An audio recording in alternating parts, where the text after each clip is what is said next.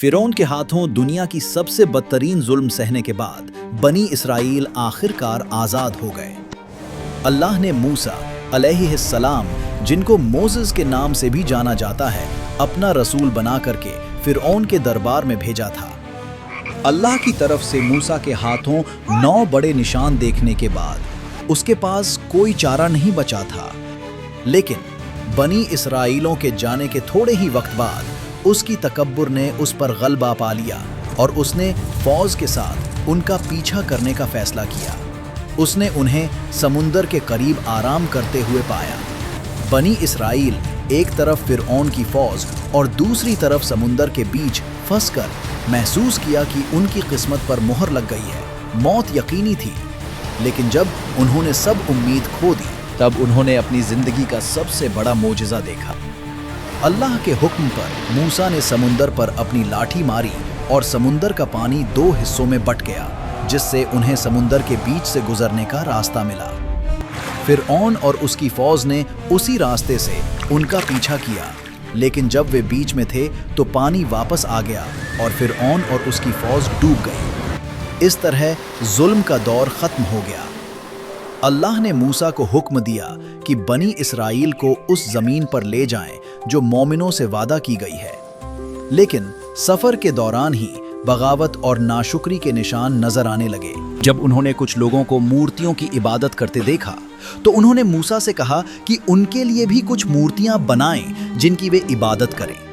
मूसा ने उन्हें समझाया कि अल्लाह एक है और उसकी कोई तस्वीर या मूर्ति नहीं बनाई जा सकती, और जो मूर्तियों की इबादत करता है वो तबाही के लिए मुकर्रर है। सफर के दौरान अल्लाह ने रहमत से उन्हें मन और सलवा अता किया, लेकिन शुक्रगुजार होने की बजाय उन्होंने खाने में तब्दीली की मांग की। जब मूसा पहाड़ पर वही लेने गए तो बनी इसराइल में से बदकारों ने सोने का बछड़ा बनाया और उसकी इबादत शुरू कर दी। मूसा गुस्से में वापस आए और मूर्ति को तोड़ दिया। गुनहगारों को सजा दी गई। जब वे वादा की गई जमीन के करीब पहुंचे तो अल्लाह ने हुक्म दिया कि उस जमीन पर कब्जा करने वाले बदकार लोगों से लड़ें, लेकिन उन्होंने मानने से इनकार कर दिया। सजा के तौर पर वादा की गई जमीन उनसे 40 साल के लिए दूर रखी गई। ये इस बात की निशानी थी कि इस जमीन पर हक अल्लाह की इताअत से जुड़ा हुआ है। इस दौर में वे जमीन में भटकते रहे और बस नहीं सके। जैसे जैसे नस्ल गुजरी और अगली नस्ल आई, वो योशुआ की क़यादत में लड़ने पर राजी हो गए। आखिरकार जीत हासिल की और वादा की गई जमीन में बस गए। अल्लाह ने उन पर बहुत सी नेमतें अता की। उसने उनके बीच बहुत से पैगंबर भेजे। हर नस्ल में एक पैगंबर उन्हें हिदायत देने वाला था। उन्होंने पैगंबर दाऊद और पैगंबर सुलेमान के बड़े सल्तनतें भी देखीं। उनमें से कुछ ईमान पर कायम रहे और पैगंबरों की इताअत की, लेकिन ज्यादातर बगावत और नाफरमानी पर उतर आए। उन्होंने हर किस्म के गुनाह किए, कानून तोड़ने से लेकर धार्मिक रहनुमाओं का अपने फायदे के लिए किताबें को बदलना, यहाँ तक कि वो नबियों का कत्ल करने पर भी आ गए। बगावत अपने चरम पर पहुंच गई जब उनके बीच 2 पैगंबर मौजूद थे, यहया और ईसा मसीह। उन्होंने यहया को कत्ल कर दिया और ईसा को पैगंबर और मसीहा के तौर पर रद्द करते हुए रोमियों से उन्हें कत्ल करवाने की पूरी कोशिश की। कभी जो मजलूम थे वो अब जालिम बन गए थे। पैगंबरों को रद्द करने और उनके जुल्म की वजह से अल्लाह ने उन्हें सजा दी। रोमियों ने उनका मंदिर तबाह कर दिया और उन्हें वादा की गई जमीन से निकाल दिया। उन्होंने ये दुनिया खो दी। जहां तक आखिरत की बात है, उन्होंने उसे अपनी बगावत से बहुत पहले खो दिया था। अल्लाह ने अरबों में से पैगंबर मोहम्मद सल्लल्लाहु अलैहि वसल्लम को भेजा और बहुत जल्द वादा की गई जमीन फिर मोमिनों के हाथ में आ गई, जो अल्लाह के वादे के मुताबिक अब जमीन के असल हकदार थे।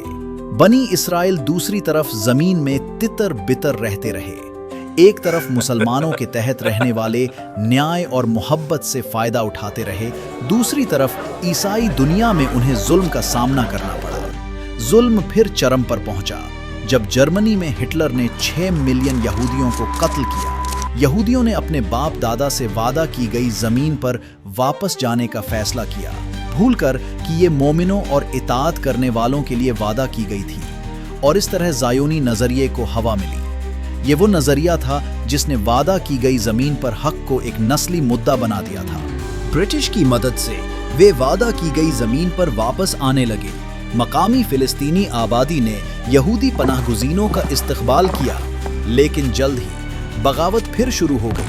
پشچمی طاقتوں کی مدد سے یہودی رہنماؤں نے زمین پر قبضہ کرنا شروع کر دیا اور مسلمانوں پر ظلم کرنے لگے۔ انہوں نے معصوم مردوں، عورتوں اور بچوں کو قتل کیا، آبادی کو ان کے گھروں سے نکال کر قبضہ کر لیا۔ اپنی تاریخ سے کچھ نہیں سیکھتے ہوئے مظلوم پھر ظالم بن گئے ہیں۔ اس ظلم میں جبکہ وہ کچھ موقتی دنیاوی فائدہ حاصل کرتے نظر آتے ہیں، وہ آخرت کو کھو رہے ہیں اور بہت جلد یہ دنیا بھی کھو دیں گے۔